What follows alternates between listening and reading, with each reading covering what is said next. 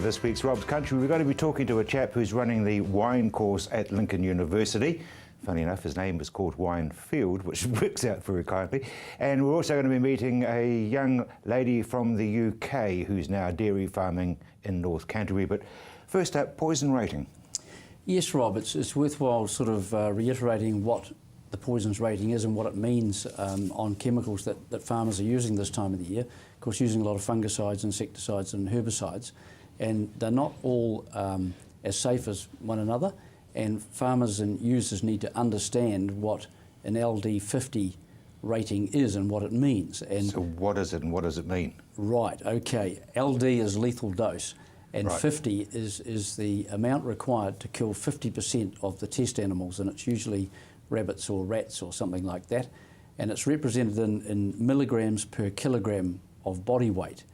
So in effect, there's two ratings. One is through the skin, is your dermal, and by mouth being oral. So they give you two different types of ratings, and so the lower the number, contrary to most people's thinking, the more toxic the product is. So it's the lower number of milligrams per kilogram that are required to kill 50% of the animals. Of course, it would be too, wouldn't it? Absolutely. And so people think, oh, it's a high number, it's dangerous. It's wrong. It's a low number, it's dangerous. So, and they vary a lot between, through the skin and by mouth as to how they will kill 50% of the population. So quite important that farmers look and read those labels, and in the manuals, it has an LD50 rating. Look at it, understand it, and give it respect based on that. Total respect. Absolutely. Irrigation, not cheap. Not cheap, Rob. A lot of townsfolk may see farmers pouring on water all around the countryside at the moment, and I'd just like to run through what it takes to become an irrigator. Well, first of all, there's a consent to be sought. Then there is the power supply to be put in, and the farmers have to pay for the pole, for the transformer. They buy the transformer. They don't own it. They can't shift it. It has to stay there. So even though they bought it? Even though we bought it, it just stays there, and you don't have title to it or anything like that, and you can't shift it to another location. So that comes in. Then, of course, probably before that is the sinking of the well, and there's no guarantees on how deep or what expense that will be where you get water, or indeed if you do strike water, because it may be a blind hole, there may be nothing there.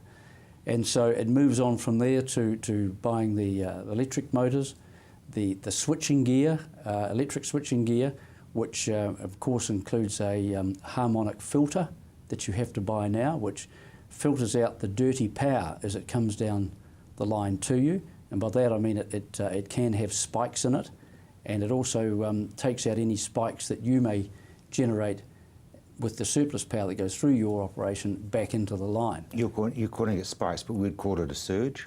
Surge, a spike, yes. Yep, same sort of thing. Mm. So then it goes on, and you sign up to a supplier, and they'll offer you a small discount, which is called a interruptibility discount.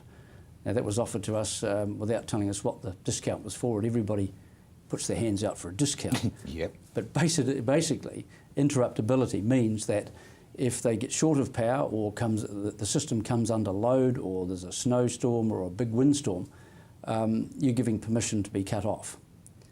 So that's what that's all about. Then, of course, during the irrigation season, which is October, November, December, January, February, March, you're charged a capacity charge for just having the power available to you. And basically that's a rating based on the size of your electric motor, in our case 55 kilohertz motor, and the bill capacity charge last month was $1,400 for the month. And that coincided with about $1,400 worth of power that we used. So it doubled our cost. And so, of course, with all this infrastructure, you have to have data loggers installed.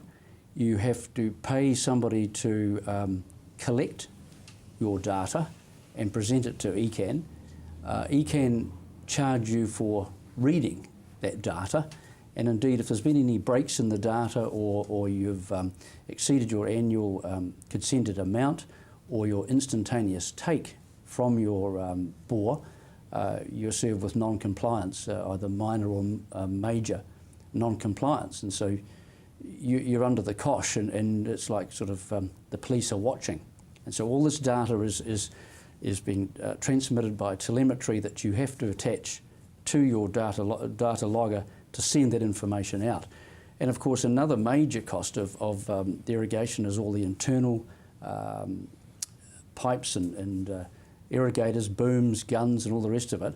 And then a major cost of course is depreciation on top of that. So from the time you put all that capital money out there, the whole system is depreciating and costing money. So when people think they see the water and these farmers are getting this water for free, we are not getting this water for free, and the power companies are doing very nicely, thank you very much. In fact, everybody else seems to be. They are. One thing I would say that sometimes the irrigation companies are struggling to keep up with breakdowns and things that happen at this time of the year, and especially around that data collection, data loggers, all that type of thing. It's been a bit of a nightmare, quite frankly. And it's all set in concrete. There's no way you can get around it. No way you can get around it. If you don't comply and you have these non-compliances, the frequency and the cost of those audits will increase. Okay, changing the subject, GM. And how good is that for our industry? Well, according to the biggest international study been taken so far by a German company, and I must say most of Europe and most people like the Germans have been very anti, as we funded by the Germans, very anti-GE, but in fact they found that it reduced the pesticide use by 37%, which has to be good for the environment. It increased the yield of the particular crops. This is across a wide number of crops, a wide lot of countries, increased that by 22%. And the important thing was the profitability to the farmers, increased that by 68%. So you've got good and better. Yeah, so it's not all bad. So how the hell do we convince the greedies? That's the next question. But Dennis, thank you very much indeed. See you in a couple of weeks. We've got more for you here on Rob's Country, straight after the break.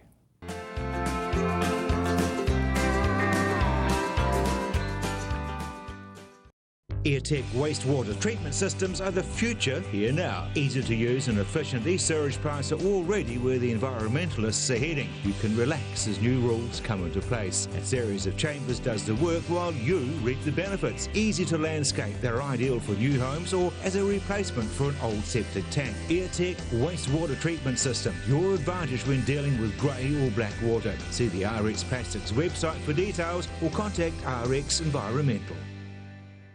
When we were kids, saving the world seemed like the easiest thing you could do. But the world has changed, and the problems are bigger than we'd ever imagined. People are starving, the environment is under pressure, the climate is changing fast, and we are running out of fresh water. There's so much distraction, it can get hard to see where you can make a difference. With so many other things going on, where do you start? Well, feeding the world gets a little easier when you start by planting the right seed. Protecting the future is possible when you know how and have help. And if we work together to tackle the big challenges, everyone can live well. At Lincoln, we're on a mission to feed the world, protect the future, and help everyone live well. So don't settle for just any future. Join us and make a difference.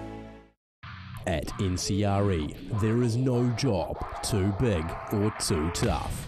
We can take care of all your air conditioning, heating and electrical needs.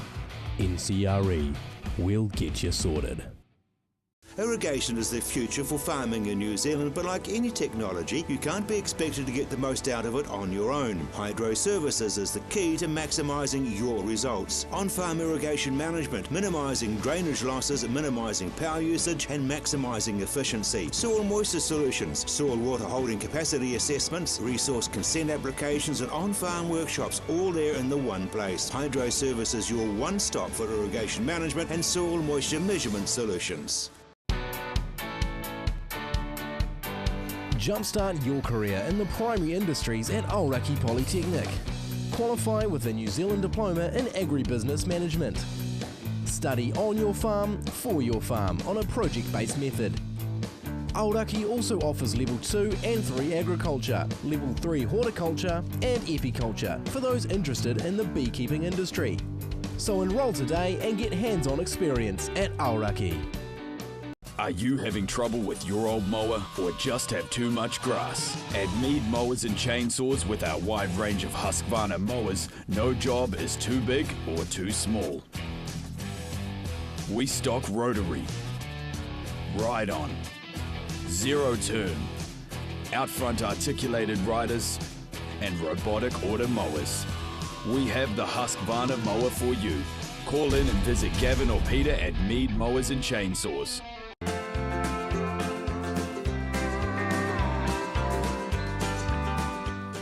Welcome back to Rob's Country. Well, Lincoln University seems to be able to just about give everything that you could ever need as far as a career in agriculture, horticulture, or whatever is concerned. One of those options is winemaking, and I've got a bit of a catch-up with Chris Winefield, who's in charge of it, and asked him a bit about the history of it and where he came from.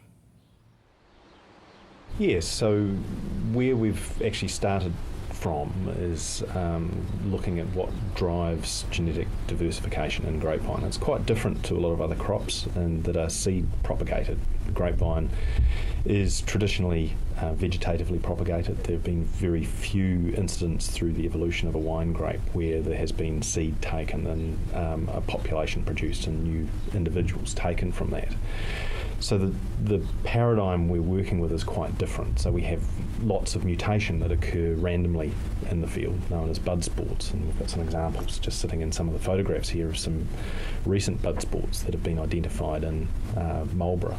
And we have become quite interested in what is driving these bud sports. The ones that are here, or in particular the red vine that we've identified with some growers up in Marlborough, is of particular interest. This is what grape genetics is about in its own context, is the identification of these random events that occur.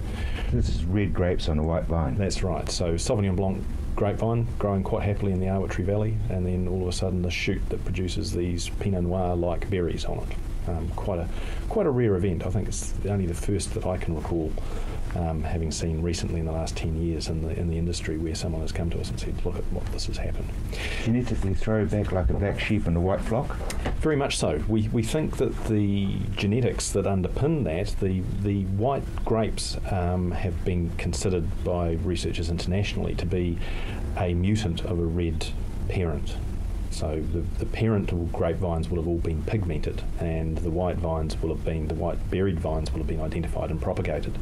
So what we believe here is that the genetics that underpin that red vine have been hiding, if you like, in the background of the Sauvignon Blanc vines, and through whatever mechanism, we're not sure yet exactly what, this red vine has popped up. But that raises some very important questions about how we might be able to use this knowledge and what's happening actually out in the field in everyone's vineyard throughout the country, throughout the world in fact, and actually use that to bring back and generate populations of, in our case, Sauvignon Blanc and Pinot Noir that produce a range of new phenotypes. Disease resistance is some of the things we're looking at in particular, changes in bunch architecture, changes in other viticultural processes, but also changes in the flavours and aromas that the berries will accumulate that will have an impact on wine style. So when you get a different variety, like for example a Pinot Gris, is that because somebody's identified a certain grape, or how does that work? Yeah, well that's exactly what's happened. So Pinot Gris and Pinot Blanc are all mutations or bud sports that have been identified on Pinot Noir vines. Those would have been identified in France, I think from memory, and those would have been identified as shoots, much like the red vine the red shoot we've identified in Sauvignon Blanc in France would have been a slightly different coloured berry, or indeed a white berry, on those Pinot Noir vines that have been taken as cuttings and has been propagated and then tested to see how good it is in terms of making wine and its viticultural attributes as well. So this is how basically a large proportion of the varietals that are available internationally have come into existence. I assume you're working on cells.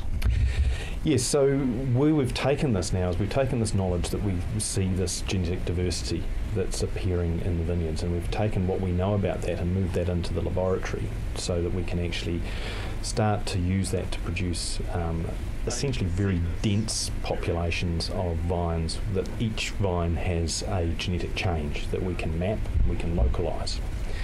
So what we've done is we've worked with cell cultures of Sauvignon Blanc and Pinot Noir, and we've accumulated these cell cultures and we've stressed them with a range of environmental treatments, so high heat, cold shock, disease stresses, and then looked to see what has actually happened. And we've focused in and around one particular type of genetic change we're interested in, which are these jumping genes, these mobile genetic elements that are present in every organism.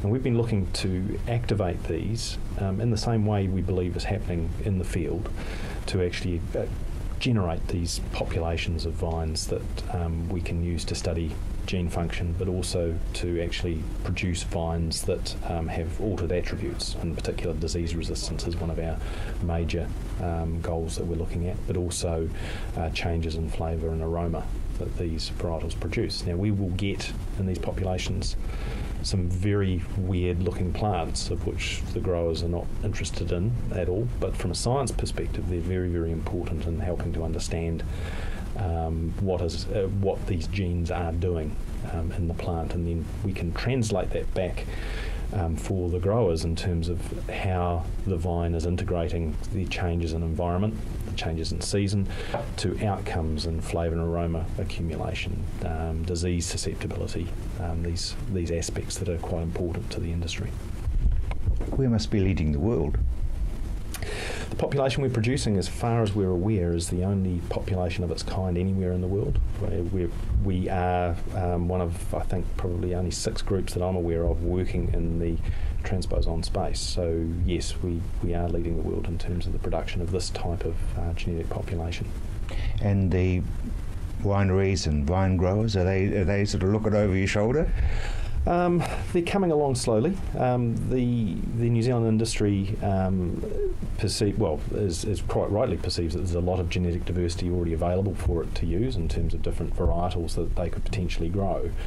There has been no genetic populations in New Zealand for the industry to become familiar with about what it can actually do, but we are now part of a consortia with Plant and Food Research ourselves, and supported by New Zealand wine growers, looking to develop this population of vines.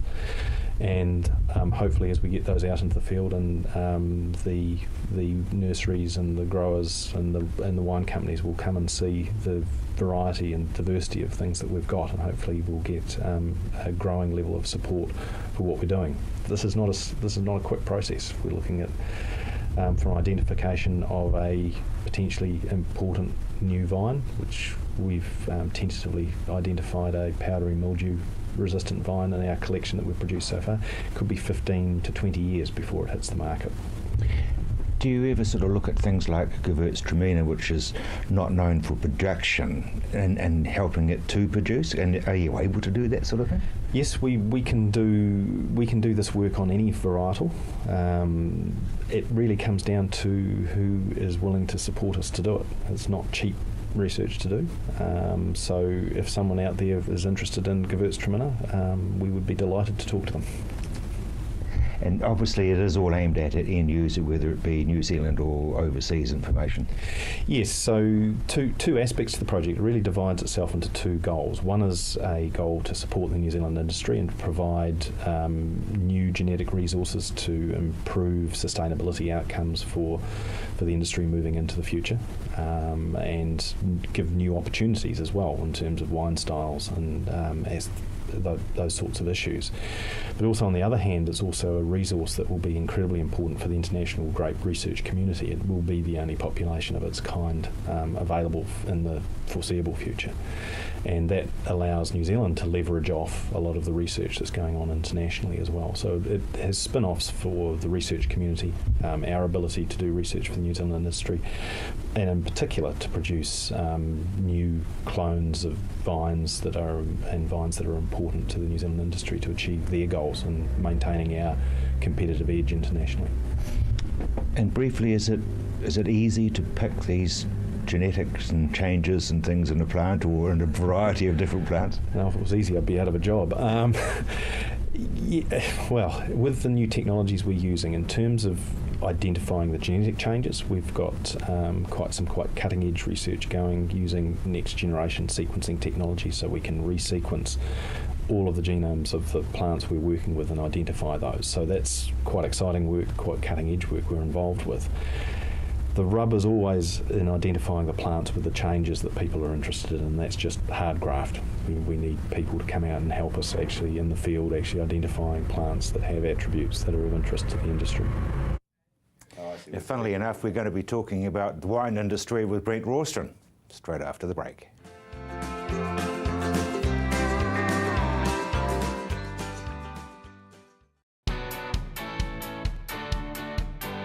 Jumpstart your career in the primary industries at Aoraki Polytechnic. Qualify with a New Zealand Diploma in Agribusiness Management. Study on your farm, for your farm on a project-based method. Aoraki also offers Level 2 and 3 Agriculture, Level 3 Horticulture and Epiculture for those interested in the beekeeping industry. So enrol today and get hands-on experience at Aoraki. If you're looking for a real estate agent that is willing to go the extra mile to give you complete peace of mind, then look no further. Karen and Barry Ellis from Harcourt's Twist Care Realty are here to work for you. They believe in their brand and actively work to get you the best possible result. From start to finish, Karen and Barry Ellis will take the stress and hassle out of buying or selling. Karen and Barry Ellis, licensed agent REAA 2008. I'm selling my home with Gavin Top of Harvey's because I know he'll get me the best possible price. Gavin even guarantees it. His buyer's price declaration guarantee gives me confidence knowing I'll get the best possible price for my house. I know I can trust him because he listens to what I want to achieve and goes the extra mile to get great results. If you want to get Gavin's highest possible price guarantee like I am, give him a call or take a look at his website and he'll get you sold. Espresso Car Wash. Bring back the shine with options from an express wash for just $28 up to a fully detailed interior and exterior grooming package from just $63. We also offer services such as interior shampoo, wax and polish, aircon treatment, odor eliminator, vehicle de-stickering, the list goes on. And don't forget our gift vouchers, no matter what the occasion. Espresso Car Wash at 5 great Christchurch locations: Corner Lincoln Road and Morehouse Ave, The Palms, Northlands, Ferrymead and the Hub Hornby. When we were kids, saving the world seemed like the easiest thing you could do. But the world has changed, and the problems are bigger than we'd ever imagined. People are starving, the environment is under pressure, the climate is changing fast, and we are running out of fresh water. There's so much distraction, it can get hard to see where you can make a difference. With so many other things going on, where do you start? Well, feeding the world gets a little easier when you start by planting the right seed. Protecting the future is possible when you know how and have help. And if we work together to tackle the big challenges, everyone can live well. At Lincoln, we're on a mission to feed the world, protect the future, and help everyone live well. So don't settle for just any future. Join us and make a difference. Whatever the adventure, Abbey Road is Kaikoura's streetwear specialist. With a wide range of clothing for any weather and any condition, including possum merino, Abbey Road has you covered. Abbey Road Kaikoura.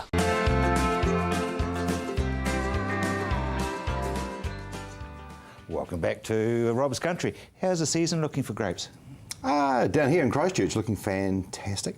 Really, really good bud burst, really good a run through to flowering. Flowering's about to start. I've got lovely growth. Haven't had any frosts in my vineyard. Some of the guys out in the plains have had their windmills and frost machines going, but we got close. We got -1.5, which is close. Yeah, 1.5 degrees too close. That's perspiration on the forehead. Yeah, well, it wasn't too good. We had frost on the top of the post, but luckily actually frosted all all the secondary buds down around the ground level, which you knock off anyway. So it did its own job of thinning it, so it was good. Marlborough is having a bit of a different season. They're getting the odd cold snap drop over from Nelson, up in the Nelson Mountains there, and that's giving spot frosts and just patchy bits of frost in vineyards. The crop was never going to be huge in Marlborough this year anyway. It had a big harvest last year, and the plant tends to want to compensate or have a rest or have a holiday or something. And when I was last up there was virtually no side branches on the bunches, which takes away 15-20% of the potential yield if you're having a side branch. So that's automatically going to be way back on last year, and the frost sensitivity will take a bit more back. So Hail? Hail doesn't seem to affect grapes. Blows a few holes in the leaves, but the bunch itself, the inflorescence, is actually quite sturdy. It doesn't like frost, but that's about the only thing it doesn't like. The rest of it's fairly sturdy. So no, it looks quite good. We need a bit less. I had hoped that the very large crop last year would be absorbed by the market because we had been running a little bit short, and the market, particularly in the US, had been expanding dramatically. But it looks as though the UK, the supermarkets there have had their normal games and have driven the price down because they knew there was a lot of fruit about. So that's a bit unfortunate because you've driven it back down to cost recovery only for some of the vineyards, which isn't where they want to go. Okay, the cost recovery per tonne, but they've got a lot of tonnes. But we really need the crop to come back a wee bit. On last year, 15-20% would be helpful, and to continue to expand markets. It's interesting because most people would think you're out to get more production, not reduce it by 15%. Well, if you look at, say, something like Constellation, who are the big American company who own Nobelos and Kim Crawford, etc. brands, they want at least in the 500 hectares of their own grapes before they can seriously start marketing in North America through their channels in North America. So long term, they are short of product. But in the meantime, these humps and hollows of production mean that there's a lot of speculative wine comes on the market, and the UK supermarkets look at that and say, well, we'll buy it all in bulk, thank you very much, and pay diddly squat for it, take it over to the UK and bottle it, which is what's happening. Let's talk about the world scene because it's not all that comfortable. Oof. Yeah, some interesting things happening. I never thought I'd see petrol down to where it was. We've just been up in the North Island, and it was not hard to find petrol at $1.91, $1.92 a litre, which I didn't think we'd ever see getting back to it. To see oil at $70-odd a barrel is unusual, considering it was well over 100 for quite a long period of time. But we're seeing all commodities come off, and that's just because China's not buying. It's sort of shutting up shop a little bit. Or maybe it's finished expansion phase and the rest of the world just has to catch up on that. So it's quite interesting in commodities. The US's economy lurches generally upwards, it sort of goes up in steps and stairs, which has made, we've come off, 10 cents in the 9 cents, 8 cents, 9 cents in the US dollar in the last 3 months, which has been incredibly helpful. We're still another 10 cents, 11 cents away from the Goldilocks figure, which is, we'd like to get there, but, that's for the time in the future. I think all commodities, and dairy, our biggest one in New Zealand, is going to have a decidedly heartburn for a considerable period of time, but I told you that in this program 15 months ago. Yes, you did, and you were bang on the nose. I must admit, I had expected to be north of $5 in my payout. I was expecting it to be sort of the mid-5s, but can't even see it making that now. And the free trade agreement that Australia just signed with China. Fonterra put on a lovely brave face the other day saying, but we've got big dairy industries in Australia too. Yeah, but it's really good for China. Because all of a sudden they've got at least 2 major players from the Southern Hemisphere who are going on equal grounds, equal footings into China's supply the market. So that's all they want. They're inveterate traders, and if they've got 2 people trying to sell to one person, price is only going to go one way, isn't it? Yep. Europe is still a bit unsettling, and that flows on to it. Yeah, they just can't get their economies right, and whereas, 10, 15 years ago, the EU looked to be the real. The wonderful way of going forward, another major economy to back or to match the US. And we were all thinking, why isn't England joining, or when are they going to join it? And England was saying, oh, we're not really comfortable yet. And wow, what a good decision that was for England, because they would have been lumbered with a lot of problems. As it is, the EU is trying to claim so many billion out of the UK for overpayment of something or other, or underpayment of something or other, and I can see England paying that in a hurry too. There's going to be a one-way trip, isn't it? It ain't going to happen, boys. Yeah, well, I've only just paid off the Second World War. Yeah, it's not going to be paying off Europe, that's for sure. So, I mean, that obviously does affect us if there's trouble up there. Any of those things affect you in terms of your economy, in terms of your dollar, in terms of the buying power of the dollar, the level of the dollar. I don't think that we sell, relative to, of course, our market for dairy products into China.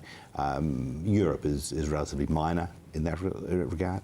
Although we still do sell a lot of product into Europe in one country or another.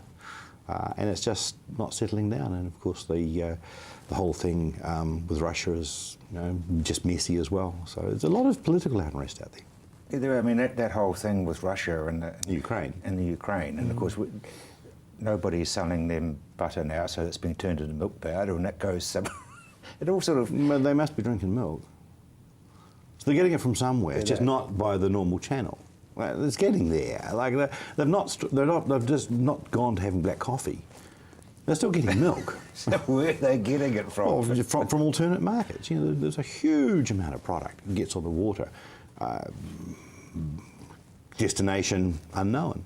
And then somewhere along the line, between here and there, it gets deviated to a place that's friendly to Russia and then goes across the border into Russia. It's just posturing at best. Just posturing. They are not drinking black coffee. Okay, I'll take your word for it. They are still putting something on their toast. Oh, for sure. No, it's getting there. They've turned off the normal levels of trade, which means it's never going to be so. The product will be going in through a Russian-friendly country. And at probably a lesser price than direct trade would have been. And so, quite frankly, Putin couldn't give a damn if people aren't talking to him when he goes to a summit conference. Not really? Not really. He came from a business where he didn't mind. He was doing all the talking. Now there are people talking to him. And he's got oil. Yeah, he's got oil. And it's just interesting, in the oil front alone, OPEC and all the oil-producing countries were trying to get together the other day to try and limit supply to drive the price up. Russia said we're not having a bar of it. Well, what else have they got? If they're not selling oil, what else are they getting at the moment? And it's what's keeping them afloat. So. And very briefly, the Middle East. Yeah, moving on. He said that's very brief. Yeah. That's pretty brief. What's the answer? What is the answer there? We certainly don't want to see troops put on the ground, because that's exactly what they're asking. That's what they're wanting. Yeah. That's exactly what they're wanting. So long as they fly around with drones and things and do a bit of damage and keep them honest, then that's fine. But ISIS want troops on the ground. Then they can turn it into a religious war. Exactly. And that'll just never finish. Like, there's no winner in that one. It's been going since forever. There's just no winner there. Exactly. Brett, thank you very much indeed. Now, there is a winner, because if you look at RX Plastics, they've got a winning combination when it comes to disposal when you are building homes in the country. Well, these systems are very much about, you put a house on a rural block, you really have to consider what you're going to do with, obviously, water coming in. You need to store it, and we have solutions for that. In this case, this is about the things that you would take for granted in a household, which is having a flushing toilet and other things. Grey water and black water, and we need to do something about how we dispose of that. And obviously regional councils and local councils have some really important views on that, about how we look after our local environment. They have very serious views on that, actually. They do have very serious views, you're quite right, Rob.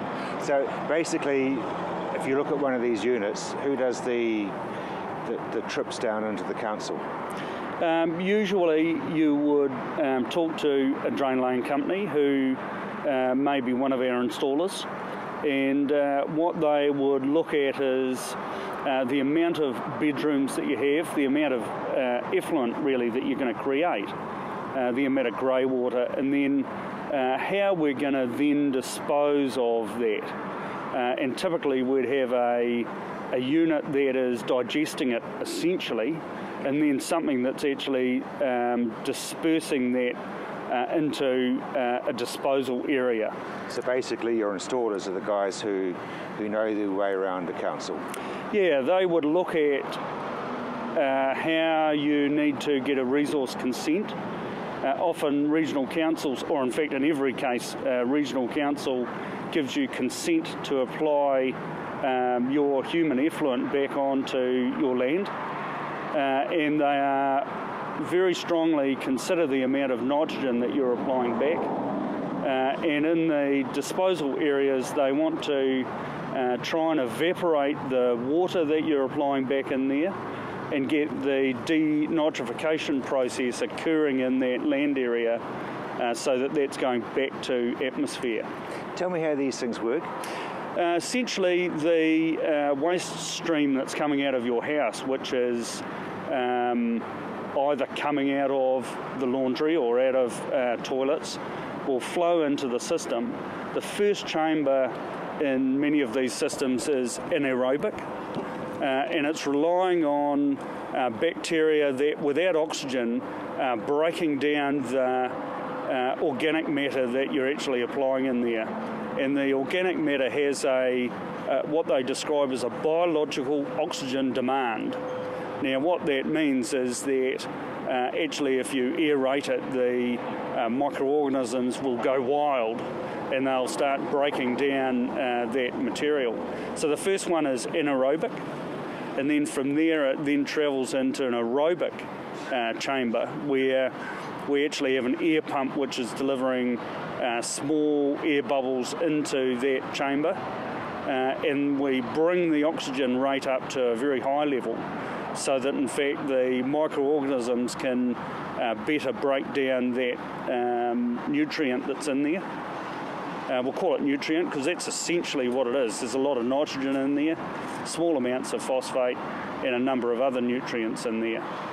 And then it becomes water at some stage? Well, essentially what we're doing is it goes out of the aerobic chamber into a clarification chamber where we're taking out any suspended solids, and we'll take those suspended solids and return them back to the anaerobic chamber.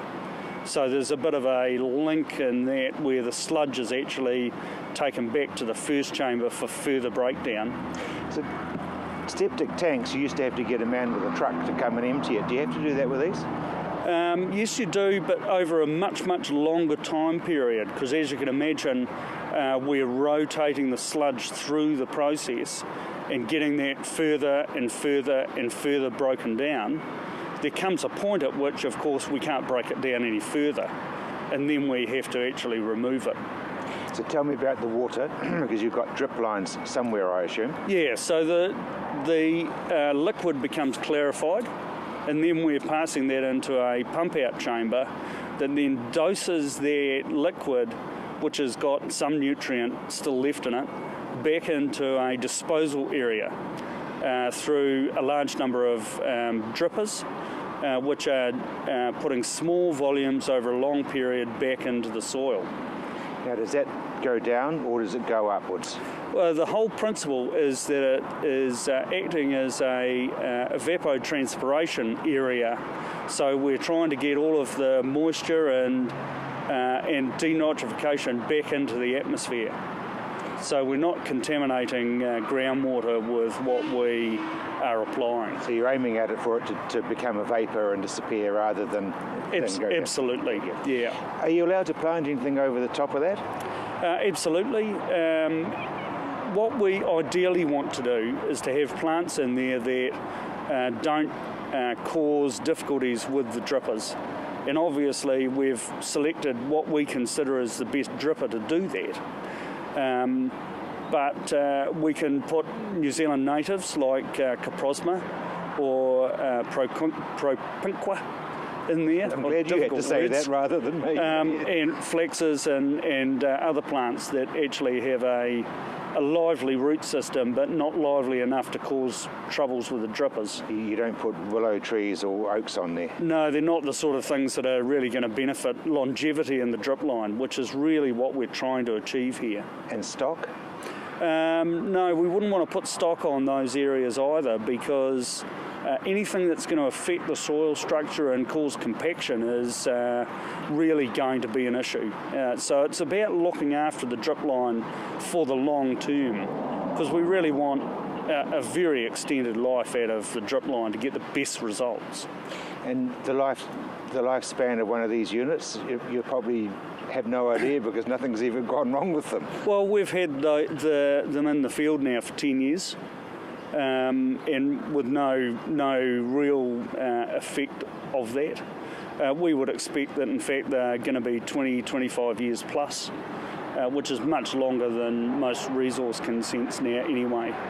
And how do people get hold of one?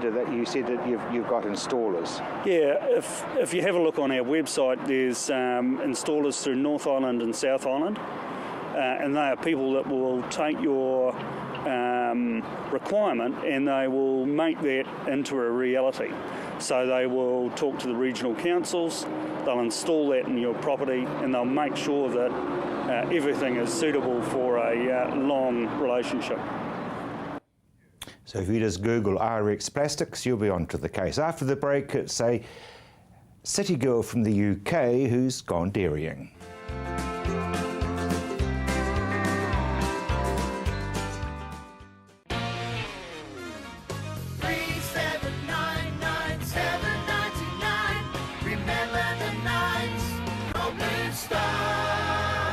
Our new companion package is a personalised service for those that need extra help and support.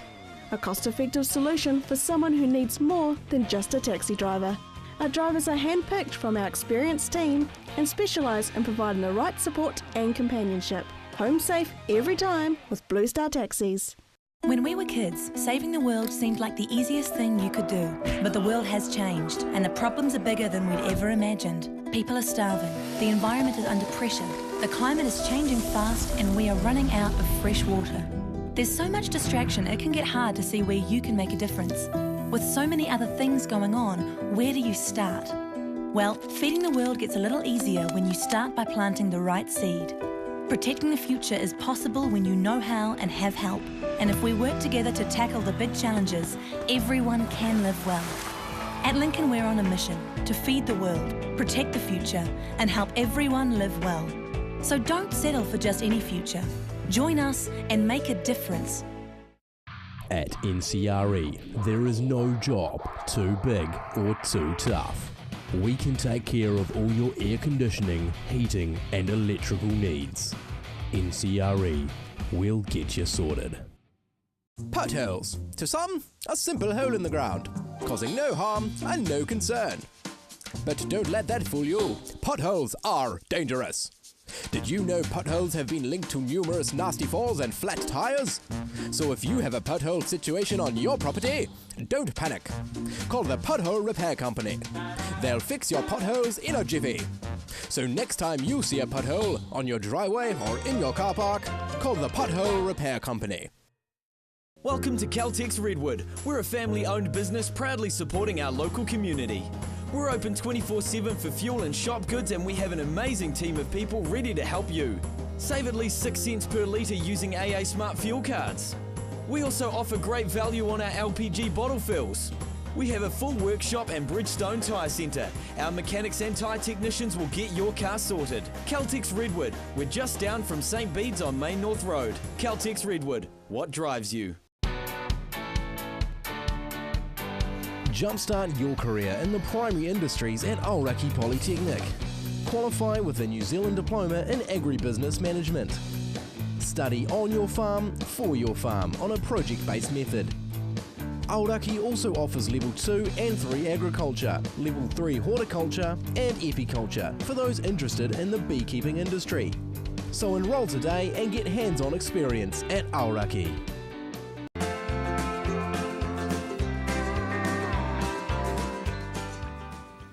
Welcome back to Rob's Country. Well, I caught up with Alex Thompson, who's farming with her husband up in the Colverdon region. She hasn't been in New Zealand very long, but she's thoroughly enjoying the change. We emigrated from the UK in 2006 from a rural background over there. My husband was a dairy farmer in the UK. And we went to a dairy farm near Geraldine, and my husband was a herd manager on 2,000 cows there, whilst I had a job, an office job in Timaru. Very different to the UK? Very, very different to the UK. Much less people, a better lifestyle by far, and really we fell in love with the country straight away. So yeah. Are our methods that much different, or are we more advanced? Very similar, but they're slightly different. With the UK houses their cows part of the year, whereas over here it's a more grass-based system. Now you've come up the hard way because since 2006 to 2014 you've done a lot. Husband started off as a herd manager, and we moved on to contract milking after a season and a half. We were very lucky to work with really progressive farm owners, and that's been the case all through our career here. So we went from herd manager in 2006, and this will be our 4th season here, 50-50 share milking. So yeah. 2 blocks. 2 blocks, yes. So we milk 530 cows here and 420 just this season, a new conversion, just the 10 kilometres away. And there's obviously irrigation going in the background. Yep. We're both farms are fully irrigated. Yep. So, which obviously great for grass growth. Interesting learning curve to come from the UK where irrigation doesn't happen. And very much so. Fortunately, my husband had actually worked in New Zealand for a year after he left university, so he was more familiar with the New Zealand way of farming already. And when we looked at getting a job out here, people were really keen for him to come, and he was offered several. So we were very fortunate and enjoyed the challenge of something new. Now, you're a city girl, now wearing gumboots, so what Yes. learning curve for you? Yeah, absolutely. I had a set of skills. I trained as an accountant in the UK, so I had a set of administration and financial skills, but they didn't really fit, or I didn't understand the farming methods to be able to fit them with our business, which is why I decided I would do some industry training and began studying the agribusiness diploma. You would have learnt a lot. A huge amount. It takes you right through from where you need to be with cash flows and budgeting, HR, tax, all those really crucial elements that make your business professional, and you stand out from the crowd, so you can be right up there prepared for those business opportunities. Health and safety, for example, I mean, that's something that falls onto your shoulders now. Absolutely. One of the really good things with the diploma, when we did the health and safety module, we were actually assessing somebody else's farm. We walked around, we did a health and safety plan, we looked at hazards, we looked at how these should be recorded, and then you could come away from that module and immediately put it in effect on your own farm. So I could come home that afternoon, walk around our farm, make sure our health and safety manual was up together, make sure everything was ready should we need to be assessed, and make sure that our staff were fully aware of where we were going and what we were doing with our health and safety. It was really beneficial. In HR, if you've got staff, you've got a minefield. We've got 6 members of staff, so we employ 3 Filipinos. We employ a Fijian Indian, and we employ 2 Kiwis over the spread of the 2 farms. The Kiwi staff have been with us, this is their first season with us, and the others have been with us, nearly, our manager here has been with us nearly 7 years, so from the Philippines, yep. And when we did the HR module with the diploma, we had the opportunity to look at how to structure your orientation process, what sort of different rosters other people ran. It meant you could talk to other people in your class about how they do things with their HR programs on their farms. You get great ideas, you get great feedback. It's all about taking ideas from other people as well. So yeah. Could you do what you're doing now without going there? I could, but I don't think it would be as professionally done. I think it just gives you that edge. The competition for these great 50-50 jobs or share milking jobs or contract milking jobs is really, really fierce in this industry. And if you can do something that gives you that extra edge to make sure your business is professional and running as efficiently as possible, then I say absolutely go for it. Well, I guess it would give you sort of ownership and give you a comfort knowing that you're on the right track. Yeah, without doubt. One of the key things that I've found with working in the financial side of the business is that you need to work really closely with your professionals. You need to work closely with your accountant, your lawyer, and particularly your bank. And in a low payout season like this season, it's even more important. You need to be on top of your game. You need to be showing how proactive you are, what cost efficiencies you're making in your business. And the diploma gave me the skills to do that. So where to from here is probably a crystal ball, really. Our long-term plan would be to farm ownership, but not necessarily dairy farm ownership. We've got 3 young children, so we have to factor those into the mix as well somewhere along the line. And to be fair, the diploma actually touches on succession planning as well. And although we're at the reasonable early part of our career, those things need to be considered quite early on. And that all helps with working with your lawyer if you're looking at setting up family trusts or if you're setting up a company over a partnership. All those really crucial decisions that you're making early on in your career, which will impact down the line when you want to be thinking of your retirement. Hopefully a few years off yet, but yeah. And I guess the education that you're getting now can be transformed into any form of farming. Oh, absolutely. It's not just dairy farming. I'm a firm believer that if you get these skills, if you're in, if you're a sheep and beef farmer or you're working in vineyards, they're all skills that are transferable throughout the businesses. I mean, if you're looking at putting together a cash flow or a budget, that's relevant to all areas of agriculture. Lovely bit of countryside that, and as my school motto was, science is, or knowledge in fact, is power. After the break, we're going to be talking federated farmers with Linda.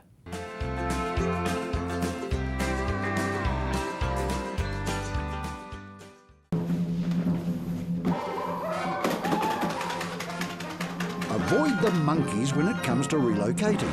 Trust A1 Movers, a family business since 1993 that guarantees a professional job every time. We carefully handle and wrap your valued items, ensuring they have a safe journey. Secure storage and insurance options are also available. A1 Movers, the careful, caring, moving company. Oi! Come on down to Ferrymead Golf. Care for a game of paintball? How about some swings on the old driving range? Or on our Par 3 9-hole golf course. Test your skills on the mini golf course or have a go at the airgun shooting range. Then relax at the Wow Cafe with one of our super succulent Wow Burgers. Whether you want to perfect your swing or are looking for a fun family day out, come down to Ferrymead Golf, 50 Ferrymead Park Drive, right next to the Ferrymead Heritage Park. Jumpstart your career in the primary industries at Aoraki Polytechnic. Qualify with a New Zealand diploma in agribusiness management. Study on your farm, for your farm on a project-based method.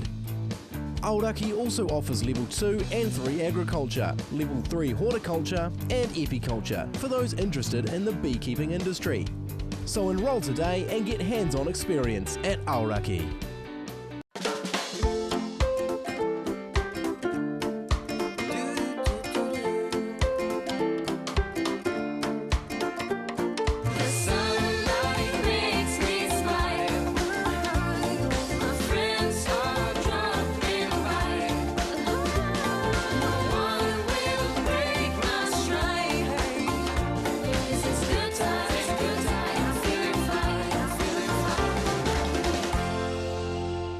Shock factor to wow factor, Canter Colour Fun is here to change your world. From interior to exterior and everything in between, Cath has the skills and the knowledge to brighten up your home. Contact Canter Colour Fun for your consultation.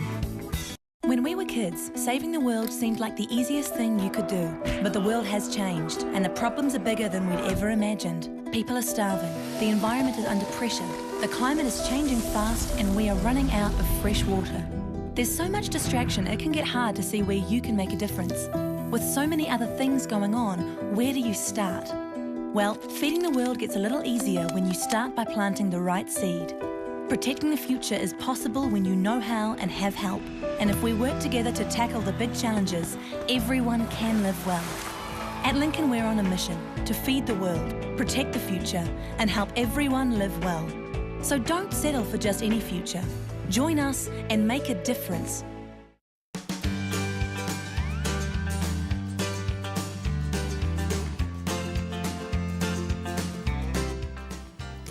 back to the program. It's hot and dry out there. It is hot and dry, isn't it? In fact, we haven't had well, it's not a spring anymore, isn't it? It's a summer, but we haven't had one like this for a long time, really. I think we've forgotten what Canterbury does in the summer with the nor'wester. But it's having a bit of an impact on farming, and it is time for farmers to start planning what they're going to do to deal with this summer condition that we've got. I was reading somewhere last week, NIWA's not sure yet whether this is going to be the pattern right through to the autumn or whether it's going to change around Christmas and become a bit wetter and cooler, but it's certainly the pattern we've got at the moment, and it is time for farmers to start putting some contingency planning in before it's too late, really. And that's like, for example, getting some dry stock off or selling them in stores rather than waiting for prime. That's right, yes, and also just thinking about what you're going to keep on farm and how you're going to feed it. So we were starting to get a bit of information coming in about what's out there in terms of feed, and it's not looking flash. There's not a lot of baleage about, and what is being made, yields are down quite considerably on what they normally are. We've had some reports that Lucerne in particular, people are struggling with yields at about between 30 and 50% of what they normally are.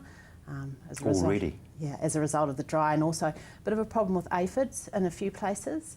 So there's not a lot of baleage out there, not a lot of lucerne. Barley as well is not plentiful. A lot of that got quite badly damaged with the hailstorms. So for farmers who are thinking about buying in feed, you need to do your homework about what's around. For farmers who are irrigating, if you're not on an alpine source, so you're not on a scheme off one of the major alpine rivers or alpine recharge water, so you're on a hill feed stream or just plains groundwater, you probably need to start looking at how you're going to manage that, because if this weather keeps up, we'll be into restrictions on irrigators reasonably shortly, probably too. So yes, it's very scary. Let's give your organisation a bit of a plug, because you really are the stake in the ground. We are, and we've just had our National Council meeting last week, and the flavour of that was the strategic refresh. So that was about looking at Federated Farmers as an organisation, what we deliver and how we can do better by our members going forward. But it is a really important organisation, Rob, and I'm pleased to see that membership is on the rise in North Canterbury, so that's great. But you know, this is the organisation that represents all of farming and all of farmers, and we look at things holistically. We do a lot of stuff that the levy grower bodies don't go near, particularly in the advocacy space with both central government and local government. So it really is an important organisation to be part of. And you've got more aspects than just that as well, haven't you? Absolutely. So you've got all that information that you can get for a fraction of the cost of what you'd have to buy it if you're on your own in the market. Everything from those health and safety plans, employment contracts, free legal advice. It's all there. So, and in fact, it just goes on, and so people who aren't members, they've got rocks in the head if they don't. Well, we'd like to see them. You can't say that, but I, Johnny Wall, can, Linda. Thank you very much indeed. Now, Linda's phone number, or Federated Farmers' phone number, in fact, on your screen now.